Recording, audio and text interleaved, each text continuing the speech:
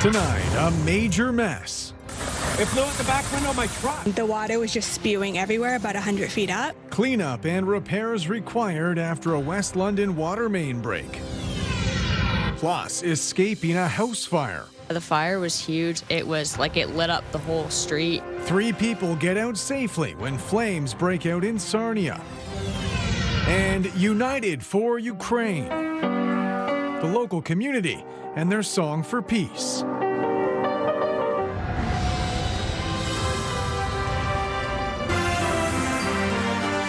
CTV News with Carlyle Fiset.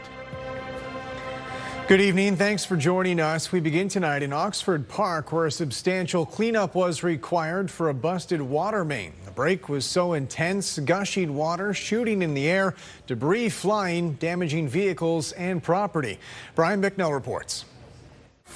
It flew out the back window of my truck. Imagine coming home late from work and a little while later, this. It's what happened to Britannia Avenue resident Scott Bullard Saturday night. So I'm told by 911 that I'm holding up their line by calling them to tell them that this line is doing this in the middle of our street. About 1:30 in the morning, next thing I know, there's just a massive explosion, and it just sounds like a whole bunch of rocks are hitting cars and houses and stuff. Didn't even know what it was. It sounded like almost like an ice maker. Making matters worse, his car was parked next to the geyser full of work gear. The car is now a write-off. My insurance company wants $1,000 deductible just to replace the stuff that's in there. And I don't understand. I mean, if it would be different if it was my fault. The Dawson family across the street, also victim to the powerful outflow. The water was just spewing everywhere about 100 feet up, just breaking apart concrete and the rest of the pavement. Flying rocks took out a number of windshields and property left outside. Al Dawson's truck sustained $3,700 worth of damage. The guy I talked to in the city told me it was an act of God and they weren't responsible, and I had to see my insurance company. I've talked to my insurance company. They don't value my truck as much as the cost of the repairs, so either I can fix it myself or they can give me a small amount of money and take my truck. Neighbors say that with the high-pressure water gushing way up above the light standard and rocks being thrown about the street, a number of people called 911. Only much later did fire and police attend, and eventually city works crews to shut the water off. Ward Councillor David Ferreira says the city does have an emergency line, but it doesn't operate after hours. I'm not surprised that the response would be we are there for emergency response, whether it's police, fire, or ambulance. So that just goes to the point that perhaps we maybe should look into an emergency after hours number that's 24/7. Ferreira says he's waiting to hear from city staff on just what caused this violent water main break. I've already requested staff to look into that part of the infrastructure to see if we have any plans in the works. But we're fortunate that it did happen at that time. So if it was during the day, I could only imagine there would have been some damages and somebody hurt for sure. Brian Bicknell, CTV News. Fire investigators are looking into what sparked a house fire last night in Sarnia. The fast-moving flames jumped from one home to another, with 3 people managing to escape unharmed. Sean Irvin reports. A Sarnia fire investigator assesses a home on Griffith Road. The split-level residence was heavily damaged in a blaze that broke out at 11 p.m. Monday. Peyton West, who lives next door, said she and her mother were alerted by a bang and the smell of smoke. First, we thought it was our house, so I started freaking out. Came outside, and my mom realized the neighbor's house was on fire. Peyton went to look for herself. She immediately felt the intense heat. The fire was huge. It was the whole right side of the house. It was like it lit up the whole street. Moments later, firefighters arrived with word that a family could be inside. Fortunately, all 3 residents had gotten out of the house already, and we proceeded to fight the fire and do search and rescue. The family had escaped out the back door of the home and were quickly guided to safety. Meanwhile, it only took minutes for the fire to spread next door. Initially, 3 stations numbering nearly 20 firefighters were called to the scene, but as the neighboring house caught fire, a 4th station was notified. With the extra crew targeting the advancing flames, the blaze was under control within a half an hour. Damage is extensive. Fire investigators spent several hours at the scene searching for a cause. While the status of the units in this case is unclear, investigators are in general reminding the public about the importance of smoke alarms. Over 2/3 of people that die in fires is because they don't have working smoke alarms. But thankfully, in this fire, all escaped unharmed. Absolutely, yeah. I'm just glad everyone's out and safe. In Sarnia, Sean Irvin, CTV News. Good evening. Some welcomed rain in southern Ontario today. We've had a few rounds. It's been fairly steady through the late afternoon. There's been a few pop-up thunderstorms embedded in this action, but most of the storms have been out over Lake Erie.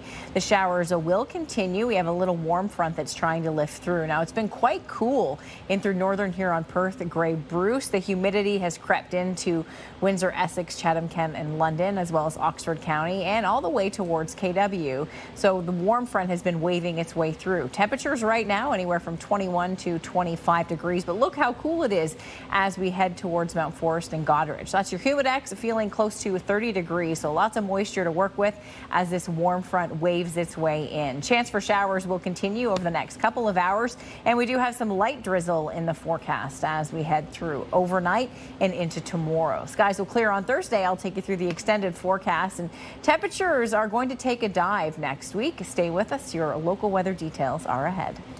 Thank you, Julie. London police say they've located a vehicle they say was involved in an East End shooting last week. Police say the red Land Rover was found outside the city, but they would not specify where. They had previously reported a man found with critical injuries from a gunshot in the early morning hours of August 11th. They say that man was rushed to hospital and has since been released. At this point, no suspects have been arrested. Police in Oxford County say they've charged a driver from the Niagara region accused of causing a fatal crash this spring. It happened north of Woodstock back in April. Police say a commercial vehicle and a sedan collided. The person driving the car was taken to hospital but did not survive. Today, police announced a careless driving causing death charge against the person driving the other vehicle. London police say they're looking for two suspects accused of assaulting a man last month near Fanshawe College. Police say the victim was at a baseball diamond for a practice on July 31st. They say two people were inside the dugout playing loud music and a confrontation ensued.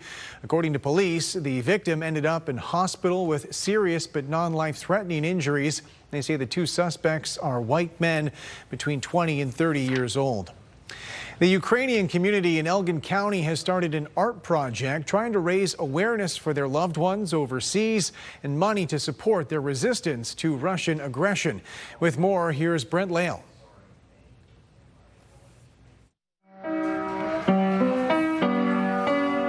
9-year-old Ivanka Biga likes to play a piece for peace. It relaxes her as she worries every day about the safety of her relatives in Ukraine. I miss my grandma, and, well, she used to come visit me, but then when the war started, she stopped visiting. The Elgin County Ukrainian community and local artists have collaborated on the Piano Peace Project. This was one way of music just kind of being that healer for them and coming together, community, sitting around the piano, and that's what they're doing in Ukraine.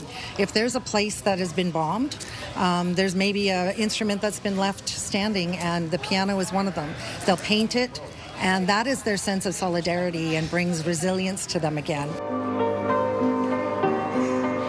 You can see there's a map of Ukraine, and all of these symbols are from the Ukrainian heritage.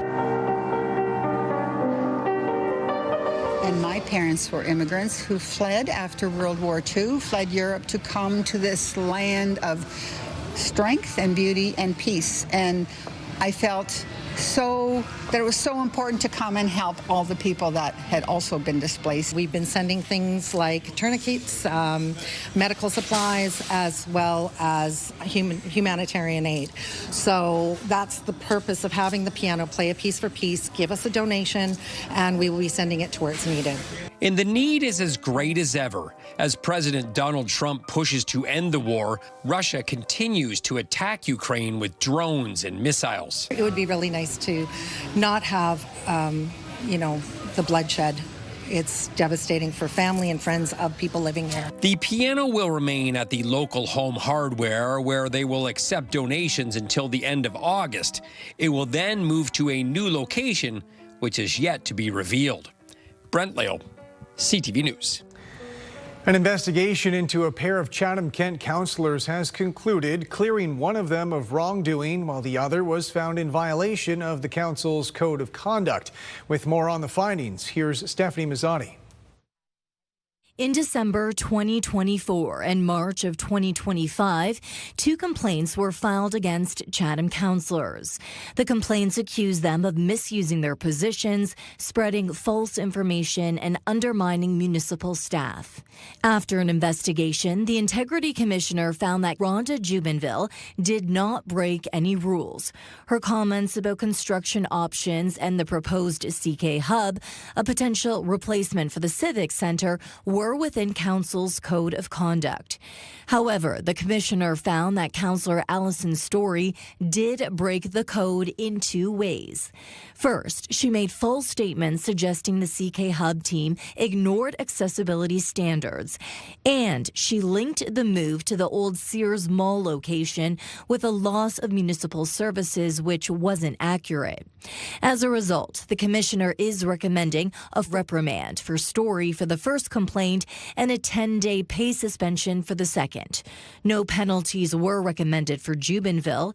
Council is expected to make a final decision at their next meeting on August 25th. Stephanie Mazzotti, CTV News. Officials at London City Hall say the municipality is maintaining a hybrid work schedule for office staff for now. Premier Doug Ford is ramping up pressure on municipalities to return all workers to the office 5 days a week. Last week, he announced remote work for provincial staff would end in January, and he reiterated that stance yesterday in Ottawa at the Ontario Municipalities Convention. London's acting city manager issued a statement saying the city is following council's direction to have a permanent hybrid work policy. The federal government announced a multi-million-dollar investment today at Bruce Power. And Scott Miller reports that money will be used to expand medical isotope production, an increasingly critical component in cancer treatments. Has already produced half of the world's supply of medical isotopes to help treat cancers and tumors. A $13 million investment announced in Bruce County today by the federal government will increase Ontario's spot on the world isotope stage. It's one of the only facilities in the world that can produce medical isotopes. Today we're investing in a second isotope line. That'll let us more than double the production of isotopes in the world. It will make Canada a world leader in the production of isotopes. The Bruce Power nuclear plant, located near Kincardine, has doubled its production of the cancer-fighting medical isotope lutetium-177 since beginning production in 2022. This federal investment will double that production yet again. Our goal is to send the world a very clear message that they can count on our supply. And that's really important when it comes to treating patients. And so you're right, this will prepare us for the Unit 7 major component replacement. But it's really part of our strategy over the next 20 years to significantly scale up this capability. For years, medical isotopes were produced in specialized research reactors. But Bruce Power is using the first commercial nuclear reactor in the world to produce lutetium-177, which is being billed as a much more targeted treatment for cancer without the side effects of treatments like chemotherapy. Before it was used in developing a research reactor, it's like having a small flame. So if you want to cook something on your small flame, it's going to take forever. Well, we have the sun. Right? So what would take years to produce, we produce it in 1 day. Skoniak says its entire isotope production system at Bruce Power cost nearly $200 million to implement and is a partnership between Bruce Power, Isogen, and the Saugeen Ojibwe Nation. I think it should be a big moment for our communities because, you know, this isn't just a local opportunity, but an opportunity that goes right across the world.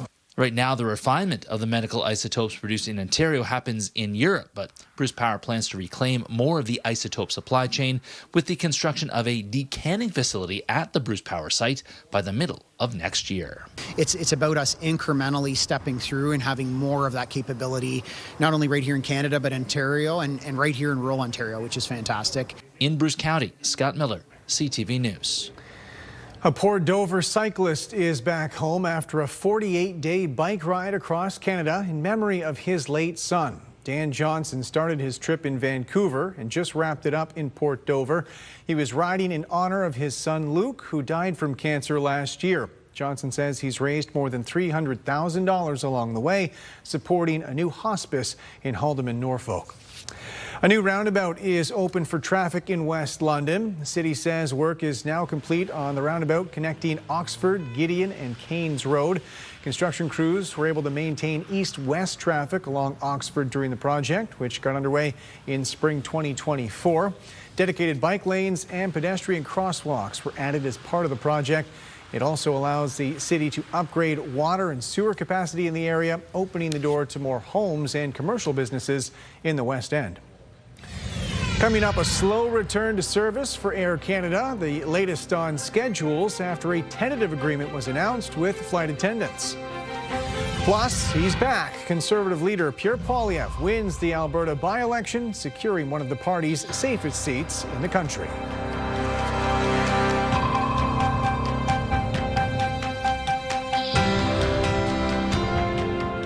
Download the CTV News app and stay on top of local stories as they unfold. We begin tonight with Ontario's latest. Customize your feed and watch live wherever you are. CTVLondon.ca, your home for news. Rock the Runway is landing at the London International Airport September 12th and 13th. Enter at CTVLondon.ca for your chance to win a pair of VIP tickets to see Marshmello, Baby No Money, and more on Saturday, September 13th. Officials with Air Canada say they're now trying to get their flight schedule back on track after announcing a tentative agreement this morning with flight attendants. The first planes took off this afternoon, but as Heather Wright reports, it could still be a week or more before things are back to normal. Lines begin forming inside Terminal 1 at Toronto's Pearson Airport this afternoon, with Air Canada flights slowly returning to the air. What's this process been like for you? Hell. The airline has warned getting back to normal could take 7 to 10 days, and many passengers are still stuck in limbo. Getting bits and pieces that don't seem to know what's going on themselves. After 3 days on the picket line, CUPE, the union representing the roughly 10,000 Air Canada flight attendants, announced early this morning it had reached a deal with the airline. Full details of the agreement haven't been released, but Air Canada says its flight attendants will not only be the best paid in the country, they will also be compensated for pre- and post-flight work. With a deal now reached, the airline turns its attention to repairing its reputation. We're deeply apologetic for what's going on. We understand the impact, the profound impact that this has had. We're going to do everything possible to get people home as quickly as we can. Not paying flight attendants for on-the-ground work has been a common practice within the airline industry. And by changing its policy, experts expect other unions to ask for a similar deal in the future. This will change the dynamics. This will eventually end up costing consumers more to fly because it increases the airline or the air carriers' costs of doing business. So we'll end up paying for this. Prime Minister Mark Carney weighed in on the deal on social media, writing, "It is my hope that this will ensure flight attendants are compensated fairly at all times, while ending disruption for hundreds of thousands of Canadian families, workers and visitors to Canada." The strike has shone a light on the issue of unpaid work, with the Federal Jobs Department saying today its probe into these allegations will take between 6 and 8 weeks. Air Canada says it hopes to get between 15 and 20% of its flights in the air today as it ramps up service. Because most of its fleet had to be returned to domestic airports due to the strike, every plane has to undergo engine and safety checks before it's cleared to fly. Heather Wright, CTV News, Mississauga, Ontario. The federal government had tried to force the striking flight attendants back to work, invoking a section of the Canada Labour Code. The union refused, an act of defiance that could influence future collective bargaining disputes in other sectors. Rachel Aiello reports. The federal government moving so swiftly to try and force flight attendants back to work, and Air Canada stating it expected that move to be enforced, has riled up the organized labor movement, which is already predicting the way this dispute played out will be precedent-setting. They were using this as a crutch, and over the weekend, the flight attendants made sure that that crutch snapped. Workers' unions say they've been emboldened by the last 24 hours and flight attendants' ability to get a deal at the table after defying a federal arbitration order. I very strongly hope that the message that this sends to employers and to our federal government is stay out of interference in collective bargaining and do not expect government to ride to your rescue. The Liberal government has invoked Section 107 of the Canada Labour Code multiple times, including in recent port and rail strikes. But some Labour leaders hope the Air Canada instance was their last. The message to parliamentarians is that this section of the Canada Labour Code has got to go. Asked today if she was concerned that how this strike played out has laid the groundwork for Section 107 to no longer be a viable tool in future disputes, Jobs Minister Patty Hajdu's office wouldn't say. I think what is going to happen over the next little while is Section 107 of the Canada Labour Code that some people argue has been abused in recent years by the federal government, is maybe hit a wall, and it's maybe there's going to be the brakes put on it. Because the only power that directive has is when workers comply. Flight attendants are denying your back to work order. The government is also being accused of misreading the public mood. Their decision to force flight attendants back to work so quickly actually inflamed the issue. It forced them to defy orders of government. It sort of really went against what I think the Carney brand is built on. And to many Canadians, that decision didn't really feel right. The question is now whether other unions would react similarly if talks break down. And with Canada Post heading back to the bargaining table in its protracted dispute with postal workers, we could soon get that answer. Rachel Aiello, CTV News, Ottawa. Conservative leader Pierre Poilievre has secured a new seat in Parliament, winning an Alberta by-election last night. So that we can once again restore a country that is strong, self-reliant, and sovereign. That is the country we're in this for. That is why we stay united. That is why we go forward. May God keep our land glorious and free. Thank you very much. Thank you. Poilievre's victory was widely expected in one of the safest Conservative ridings in the country. He secured more than 80% of the vote and will be back in the House of Commons for the new fall session that starts up next month. Speaking of fall, what a transition as we bring in Julie Atchison, because today certainly feels more fall-like than summer-like, a little cooler, and rain pretty much all day here in London. Yeah, wait till you see the extended forecast. Forecast models are indicating a major cool down next week, but we'll get to that. Today, 21 degrees, our low 14, normal 25 and 14. So it's just really our high temperature that was struggling this afternoon. We were under a solid deck of cloud through the day with showers. At the London airport on the hour, sitting at our high. The pressure's at 101.4 and the winds are out of the south-southeast, just under 20 kilometers per hour. Satellite radar showing the rain that's moving through. We've had this area of low pressure that's been driving a warm front towards the lower Great Lakes and bringing a bit of humidity back into the area. It's taken most of the day for us to get into that warm sector. We've had all of the rain in advance of that frontal boundary. The system will exit overnight, but we'll be left with overcast conditions and some light drizzle. Now, I wanted to take you out to the tropics and, yes, the hurricane that will impact the Maritimes over the weekend. However, it will stay out in the Atlantic. It'll be Cat 2 to start as it cruises by the Carolinas with some intense surf. It's a very, very large storm in its width, so likely some very rough rip currents and stormy conditions in coastal areas, but again, it will weaken to about a Cat 1 by Sunday evening. Now, as we take a look at our forecast model for tomorrow, mainly cloudy, the rainfall moving well off to the east, overcast conditions expected with some light drizzle early in the day. Now, as we head into Wednesday evening, we will start to see some breaks in the cloud cover as we head towards Grey and Bruce County, but I am expecting a lot of that cloud cover to linger. So overcast with some breaks late day and the risk for drizzle early. So probability drops down to about a 30% chance, but you can see the cloud deck as it starts to clear, but that will take until Thursday until we'll be back to full sunshine. Overnight, a bit milder than it was last night. Temperatures were cool and comfortable, and it was cool this morning, but daytime, or rather overnight lows will dip down between about 15 and 17 degrees. And if you are near Lake Erie overnight, about 18. So low pressure moving on out, high pressure builds over the Great Lakes, and that will bring some sunshine Thursday, Friday, and Saturday. The forecast looks good. Heading into the weekend, and temperatures will be climbing this weekend. So we have some nice hot air moving back in. Temperatures are set to climb back into the upper 20s. So your forecast for your Wednesday morning, some light drizzle and northeasterly winds early in the day. 26 degrees, the forecast high. Drizzly conditions expected early. Our Metal Roof Outlet forecast for Thursday, sunshine, Friday, sunshine, and Saturday. A mix of sun and cloud. A couple fronts will move through, one over the weekend, and we'll bring in some showers, likely overnight Saturday into Sunday. So I left them off the model. Looks like we'll remain dry during the day.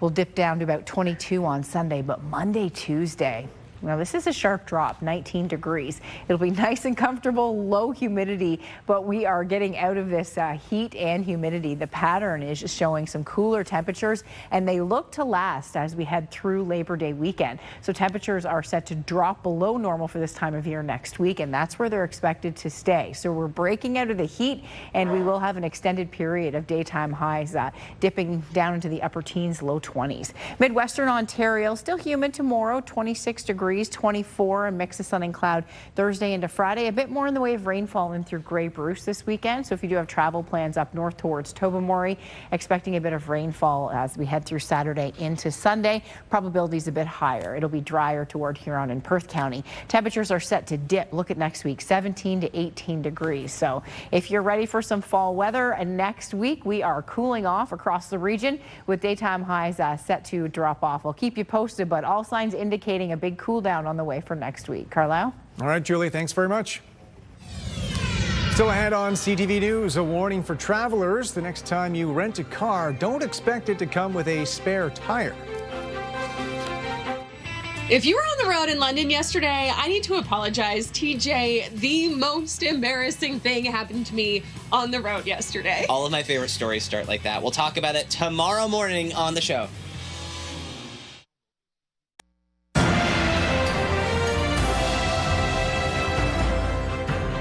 New inflation data from Stats Canada today indicating lower gas prices but higher costs for groceries and housing. The annual inflation rate fell to 1.7% in July, down from 1.9% in June, slightly lower than economists predicted. Gas prices were down 0.7% on a monthly basis, while grocery prices increased 3.4% annually. That's up from 2.8% in June. Bank of Canada officials will be taking these numbers into consideration ahead of their next interest rate decision on September 17th.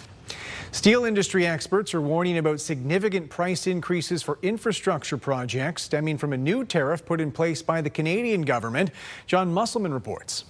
Pinnacle Stainless Steel is the largest stainless steel distributor in Canada. They don't make it here. It's imported from Taiwan and stored in warehouses like this across the country. At this location in Mississauga, the pipes are cut up, molded, and prepared for use in critical infrastructure projects nationwide. Water, wastewater, oil, gas, the LNG pipeline, the SMR projects coming up for the OPG power plants, shipbuilding, hospitals, food, beverage, agricultural, farming. Shane Goff is the company GM. He has warehouses across Canada. He says clients, including municipalities, are facing massive price hikes on stainless steel orders.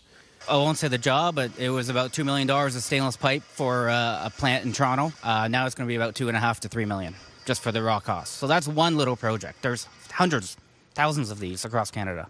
And Goff says clients and taxpayers, if it's a municipal job, will pick up those extra costs. The issue is related to the Government of Canada implementing tariff rate quotas this summer on imports of steel mill products from non-free trade agreement partners. Quote, this measure will help stabilize the Canadian market and prevent harmful diversion of foreign steel from third countries into Canada while minimizing impacts on Canadian importers and downstream users. But stainless steel is produced on a limited basis in Canada, not enough to meet demand, and Goss says that's why it should be exempt. I think just about every single client is concerned. A lot of them have taken projects a year ago at lower cost. Now they have to absorb these larger costs. Industry experts have written both the federal and provincial governments calling for an exemption on stainless steel, which they believe was an oversight when the tariff rate quotas were put in place. John Musselman, CTV News. A couple from the Toronto area say they had to rely on strangers for help during a recent vacation when their rental car got a flat. As Pat Foran reports, spare tires used to come standard with many vehicles, but that doesn't seem to be the case anymore. You kind of have this assumption, or at least we have the assumption, that there would be a spare tire. Lisa Glass and her partner Matt Barber of Toronto recently spent 10 days in Newfoundland. They rented a car in St. John's to drive to Trinity. But along the way, they noticed one of the rental car's tires was losing air pressure. It kept going down, and then overnight, that night, it completely lost pressure, and we woke up the next morning and the tire was flat. They called the company they rented the car from but couldn't get a response, so they decided to change the tire themselves. He went out to the trunk and opened it up, and there was no spare. Glass feels if a car doesn't have a spare, the driver should be made aware of it at the time of the rental. The last thing anyone wants is to be stuck on the side of a road in a remote area with no cell phone service, with no spare. CTV News reached out to Budget Car Rental but did not get a reply. However, it does say on their website the manufacturer may not have equipped your car with a spare tire. It may have an inflator and seal kit, which you can use to temporarily address a tire leak so you can return to the nearest rental location. You should check the vehicle before you leave with the car. Glass says while the rental car did have a sealant kit, it was not enough to repair the tire. Along with inflator kits, a car may also have a smaller size donut spare, and some luxury cars may have run-flat tires, which allow you to drive about 80 kilometers to get help. It's not just rental cars. You should check your own car, too. In an effort from the manufacturers to lower production costs and reduce weight for fuel economy, they're just leaving the spare tire out. Glass says with the help of Good Samaritans, the car was towed to a shop. The tire was patched and they were back on the road. But she wanted to warn others when renting a car, check if there's a spare. I want people to know that when they rent a car, there's not necessarily a spare tire in the trunk. Pat Foran, CTV News. Canada's main stock index finished lower today, weighed down by losses in basic material stocks. The TSX down 99 points. In New York, the Dow gained 10. The Nasdaq fell 315. Canadian dollar dropped almost a quarter cent today. On commodity markets, gold down almost $20 an ounce. Oil lost 93 cents a barrel. We're really on top of them now, and we constantly have somebody on a monitor. Still ahead, putting potential thieves on blast. The small business owner taking a new approach to deal with shoplifters. Welcome back. The owner of a small grocery store in New Brunswick is taking his shoplifting concerns public. He's posting videos online of his frequent confrontations with would-be thieves. Avery McRae reports. Low prices and local options bring all types of shoppers to Dan's Country Market in St. John's North End, including those who don't intend to pay. We're really on top of them now, and we constantly have somebody on a monitor. Owner Daniel Cullen says theft attempts have become a daily occurrence. The most recent example happened yesterday. Security footage posted to the store's Facebook page shows Cullen confronting a pair of people accused of stealing.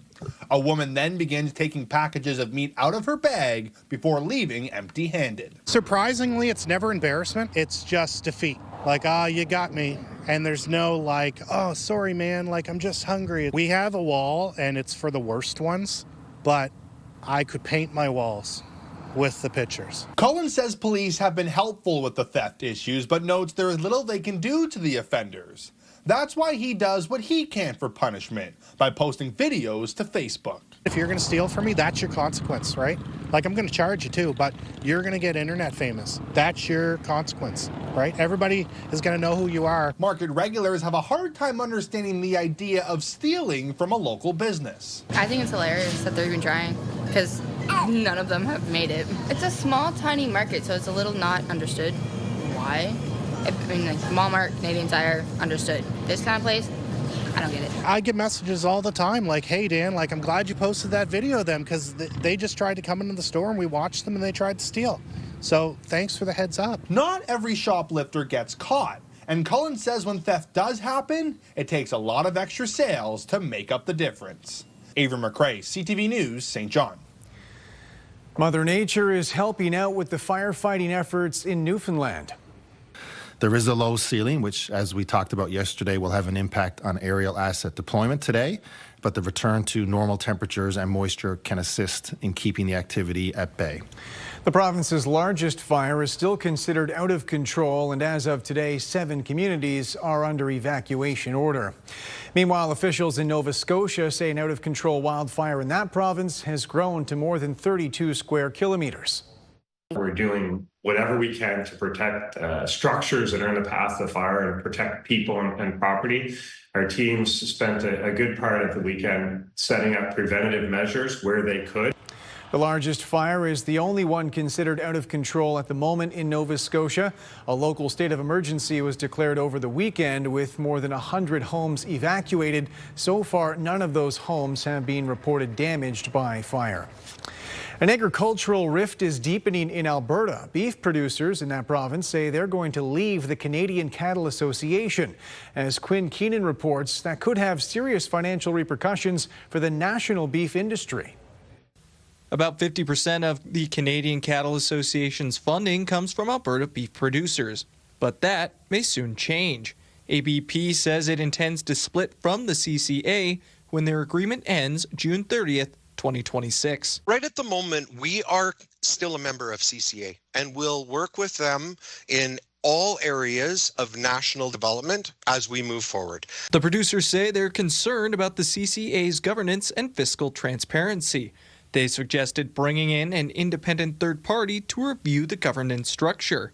Only a third of the CCA's 27-member board is from Alberta, despite bringing in half the money. Despite our efforts in asking for change, we have not seen meaningful progression or a willingness to address these concerns. We owe it to Alberta cattle producers to ensure their dollars are invested in organizations that will align with their values and priorities. The CCA was surprised by the announcement. They admit the ABP leaving would be a huge financial blow. Quite simply did not anticipate any kind of an announcement like that, and very disappointed. I found, I was really preparing to engage in a lot of the issues that they had raised. There's a belief on both sides that a deal could be reached before the ABP's exit. Conversations since the announcement have helped clarify Alberta's concerns. I really feel like we're on the same page. We're both motivated to ensure that going forward, CCA is an effective, unified national voice for beef producers. Alberta beef producers will stick to their financial commitments up until its intended departure date. Quinn Keenan, CTV News, Lethbridge. Tomorrow on CTV News, the London Fire Department kicking off a new campaign for smoke alarms, sharing new data showing just how many local homes aren't equipped with the life-saving devices. Tomorrow on CTV News at 6.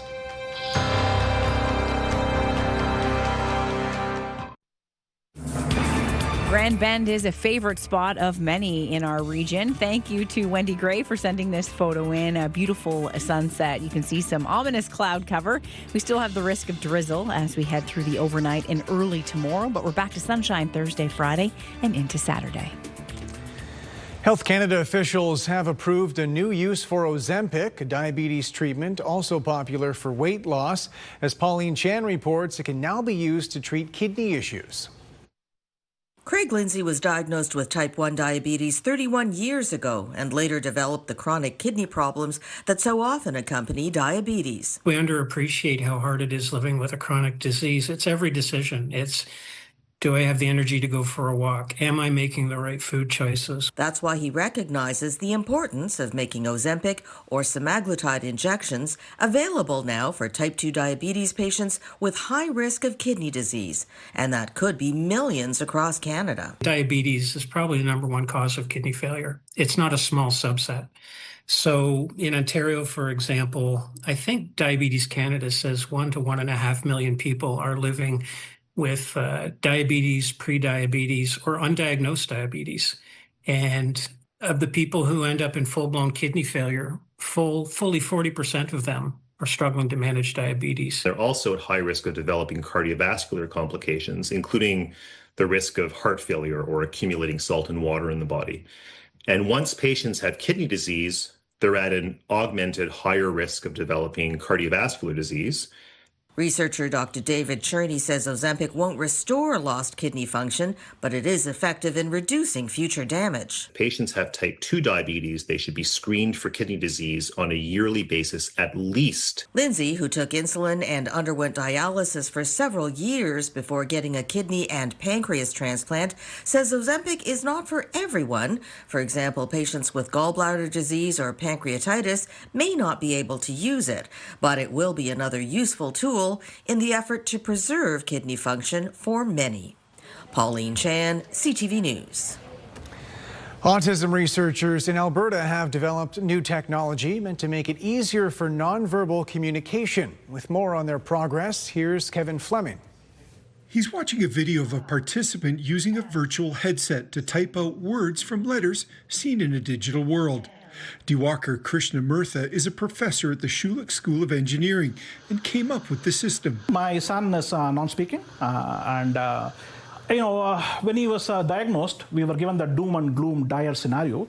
But actually, we discovered that he's quite a smart guy with a lot of innermost thoughts to convey. It's those thoughts that Krishnamurtha wants to unlock for his son and other families dealing with similar situations. Manaf Abu Farf says he spent thousands of dollars on speech therapists for his 16-year-old daughter with poor results. And when asked how it feels to communicate now, she said she was trapped inside for 16 years. So actually, for us, we are discovering our daughter. We are having our daughter for the first time. We are seeing our daughter for the first time. That's a huge turnover for us as a family and for Jenna as a person. Travis Dow has traveled the country working with nonverbal participants for the project and says the system can include a virtual therapist to help them communicate successfully. If you're dealing with hardware, it's, you get it as is, you buy it in the store, you make it yourself, whatever the case is. But with software, we can change so much. We can really, make it bespoke to each individual person. And that's, that can be really huge for these people. Now Abu Farf says the world is opening up for his daughter. And Jana likes it. What does that mean for you using this technology? She said it opens doors for me. And when we asked her which doors you are talking about, she said the door of university.